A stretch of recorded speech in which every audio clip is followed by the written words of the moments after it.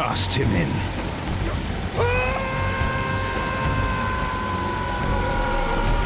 This just sucks.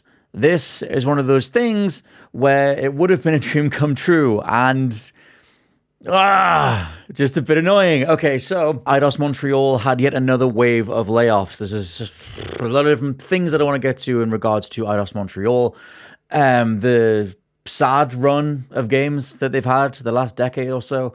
But included in this recent round of layoffs, there were a few different team members that went across onto LinkedIn and ZoomInfo, posting details of games that they were working on.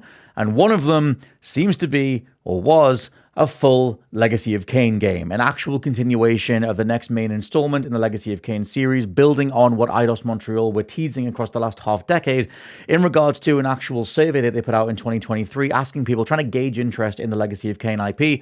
It was met with overwhelmingly positive responses. I responded to it as well, saying like, yes, please do more of this. They then put a post out saying, we hear you, this is what we're going to be doing. And they did the remasters of Soul Reaver 1 and 2. They got the they got the Legacy of Kain games on PS Plus, Legacy of Kain Defiant, Blood Omen 1 and 2. Everything was coming up Kain House. It was all going in that direction. And then we have this. So, to read the information that was found by, discovered and collated by Reddit, a cat statue. They discovered this information on both Samuel Dare and Stuart Wheeler's LinkedIn and ZoomInfo profiles, where 4 games are mentioned, but one of them appears to be this Legacy of Kain full title. It is described, or I guess was described, as a dark fantasy action RPG focused on reviving an established vampire IP with design that would have emphasized melee combat and parkour. You can't get more descriptive than that. Like, I mean, what else is a recognized vampire IP that doesn't have a new installment in it? We literally just got Vampire the Masquerade Bloodlines 2, and there aren't that many other known vampire IPs, especially when you consider the development team themselves. Just a shame.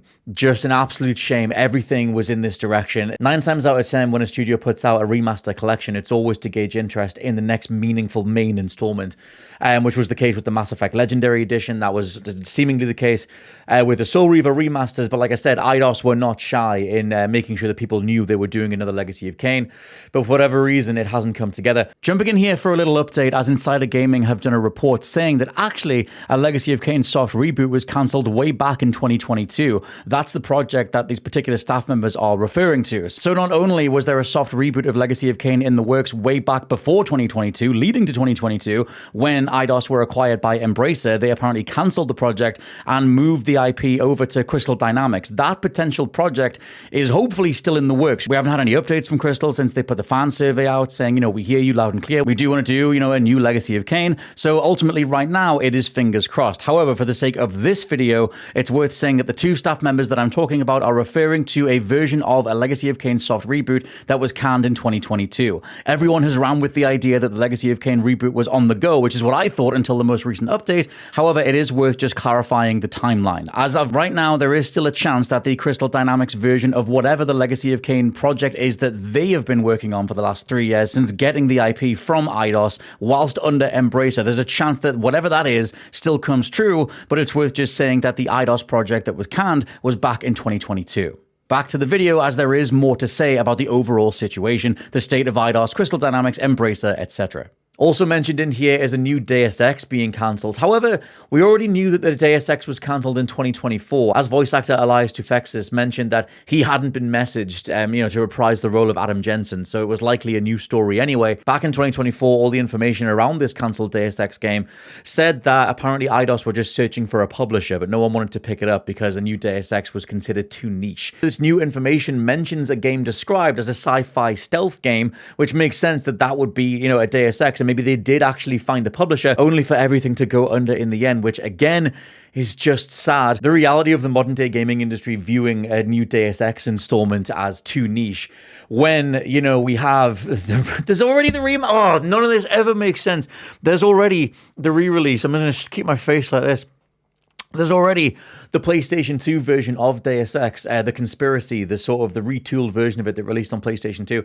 That was just released on PlayStation Plus a couple of months ago, and we just got the announcement of the remaster, like the more textural overhaul of the original Deus Ex, coming in early 2026. So clearly moves are being made. Again, the same way as with the Soul Reaver remasters. You know, you're meant to see these things through, but sadly Eidos just haven't received enough in the way of funding. They just haven't had a good run across the last few years. Also mentioned in this new crop is a cancelled modern point and click with turn-based combat, but we don't know what that is in regards to a franchise comparison. And a 3v3 competitive esport set in a futuristic universe, which is apparently still in production, because of course it is. If there's any one thing that executives are going to, think that's what the kids will respond to, it's a 3v3 online esports shooter. So we'll see what that ends up turning into. But as I mentioned, Eidos have just not had a good run. Their last game was the Guardians of the Galaxy game in 2021, and I love that thing. It's just that it wasn't received very well because of how horrifically the Avengers game performed in 2020. I think a lot of people thought that the Guardians title was an extension of that game's universe, and they just stayed the hell away from it. The Guardians game, for what it's worth, and I've covered this on the Just Good Game Show, is a spectacular third-person shooter. Really fun, over-the-top combat mechanics, awesome relationship building. It's very Mass Effect in regards to exploring your home base, your ship full of all these characters that you get to know, and the voice acting is awesome. The script writing is brilliant. The soundtrack is fantastic. They put a lot of heart and soul into this Guardians game, and it just didn't sell whatsoever. That was back in 2021. If you go earlier than that, like I said, they've had a horrific run. They played support studio to the Avengers game in 2020, which bombed its ass off. That thing was horrific in regards to what it should have been and what it was. That game was just so utterly bland in regards to its level design, its power sets, the characters, etc. It wasn't very fun to play through. Before that, they had Shadow of the Tomb Raider, which is the worst received of the trilogy. They played support on Rise of the Tomb Raider, which people, Rise is cool, but it was still nowhere near as well received as the 2013 initial installment of that trilogy. And in the middle of all that was Deus Ex Mankind Divided, which again didn't go down anywhere near as a Human Revolution. So as much as they have a lot of talented people at Eidos Montreal, and they have been playing support studio to try and bring the money in, alongside these posts on LinkedIn and on Zoom Info, they do mention that these two particular individuals did also work on the Fable reboot between 2022 and 2025. However, Microsoft didn't renew that contract, so they couldn't continue doing that to bring more money in to fund the games that they would like to get over the finish line, the things that they're actually developing that isn't just support work. So, like I said, it's just one of those sad realities of the modern gaming industry. Eidos are just not having a good go right now, and this is the third time that they've had to do a round of layoffs in just the last few years. But the biggest thing that stings, and stings hard, is that you had all the elements in place to do a full new Legacy of Kain, and do it in a way that would, do right by the cancelled projects like Dead Sun that emerged over the 2010s. The idea that was where the series was going to go. That game was so far along in development as well. There were so many bits of gameplay, cutscenes. They had an entire story sketched out for what the future of Legacy of Kain could be. Obviously, Kain and Raziel's story is done. You would have to do something with a new character and, explore somewhere else in Nosgoth, which is something that Eidos were mentioning when they said, do you guys want us to return to Nosgoth and do something there? It just seemed like they knew what they were doing, and they knew what they had to sort of lay the track down to get to where they wanted to go. But the reality of just how much money isn't available in the gaming industry, and the different projects that maintain the ones that get focused on, like a 3v3 online esports shooter, that is something that the executives, the people who are, placing the money and trying to place the bets, that's the kind of game that they would rather put the money in. At least, we managed to get the remasters. There is that you can play all of the Soul Reaver and Blood Omen games in the modern day, which is something, it's something. And I'll always be thankful that the work was put in to make those games available. Going back through Soul Reaver 1 and 2 was fantastic. I still love those characters. I love that world. The voice acting from Simon Templeman, etc.